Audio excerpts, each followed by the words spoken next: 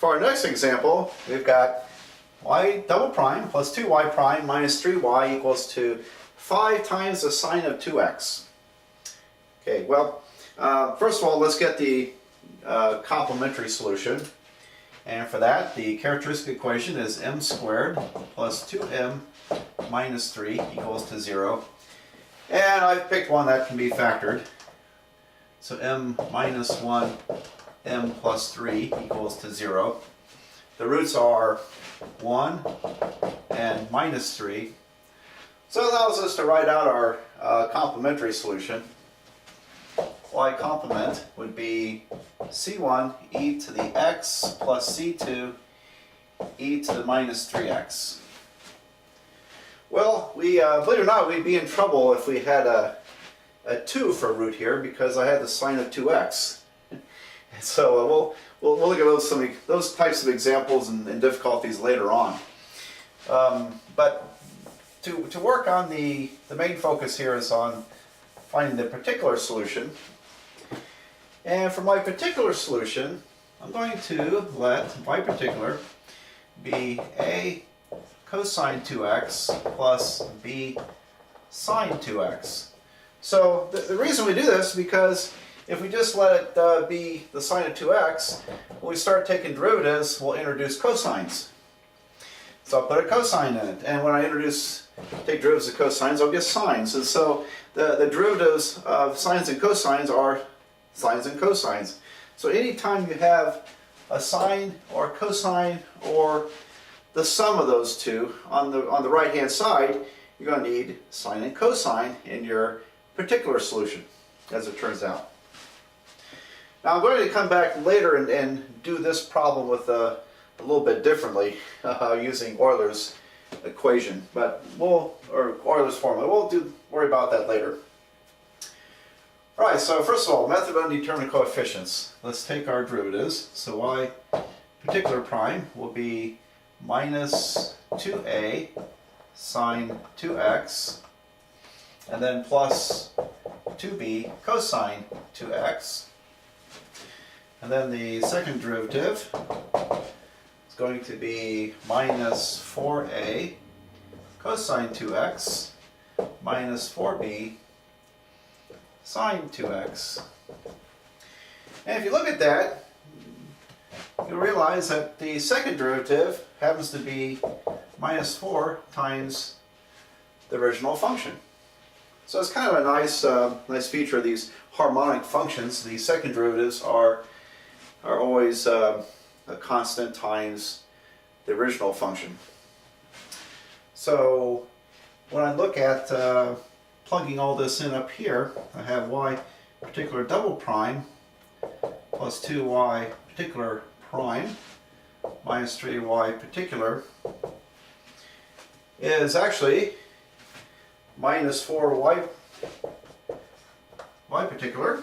So minus 4y plus 2y particular prime minus 3y particular. And that is equal to, combine our terms here, we have minus 7y particular plus 2y particular prime. So I can actually reduce this equation for the particular case down to a first degree differential equation, first order differential equation.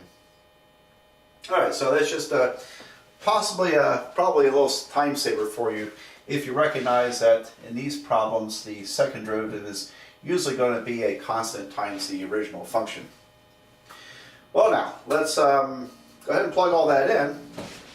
So I've taken this equation, I was able to simplify it down to here, and now I'm going to plug these in. So minus 7 times y particular is minus 7a cosine 2x minus 7b sine 2x, and then plus 2 times the first derivative, so 2 times this expression will be minus 4a sine 2x plus 4b cosine 2x.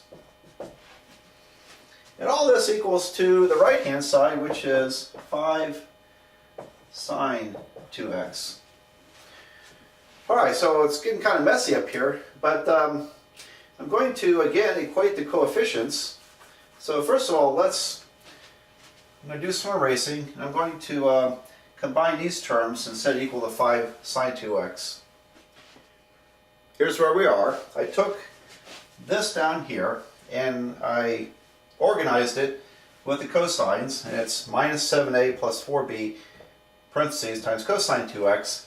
And then pulling out the sines, we've got minus 4a minus 7b parentheses sine 2x equals to 5 sine 2x. Well, I went ahead and wrote 0 cosine 2x plus 5 sine 2x because we have cosines and sines. We have to equate these coefficients. So I just went ahead and considered that to be 0 cosine 2x. Alright, well, let me erase this. So I've taken this part, minus 7a plus 4b, set equal to 0. And then this part, minus 4a minus 7b, and set equal to 5. And now we just have to solve this little system of equations. And I think we could do that by, how about we multiply by 7 and then by 4. And so this gives us a minus 49a plus 28b equals to 0. Down here I've got minus 16a minus 28b equals to 20. So that allows us to cancel the b terms. That's why I did it that way. And now we have what, minus 65a equals to 20. And so a would be equal to minus 20 over 65, and that can be reduced to, divided both by 5, minus 4/13. Okay, well, a little bit ugly, but minus 4/13 for a. And b will be something to do with 13ths. So let's plug that number into one of these equations. How about the first one? So we're going to have minus 7 times minus 4/13 plus 4b equals to 0. These two negatives will cancel. And I could divide everything by 4, or multiply by a fourth. In so doing, that's going to cancel off this 4 and that 4. So that gives us 7/13 plus b equals to 0. So b is going to be negative 7/13. There we go. So let's I'll put these up here. We'll write out the general solution to this problem. Well, I've plugged these numbers into my particular solution here. So let's call out our general solution. Y will be the complementary solution, c1 e to the x plus c2 e to the minus 3x, plus a particular solution, minus 4/13 cosine 2x minus 7/13 sine 2x. It would be typical of the book I'm using to do this course off of. Be typical to organize it this way by factoring out the minus 1/13, leaving 4 cosine 2x plus 7 sine 2x. So there's another way to write it that I kind of like that myself. So anyway, there's the solution to that problem. Now, in the next video, I'm going to work the same problem using complex numbers, and let's see if we can get the same results.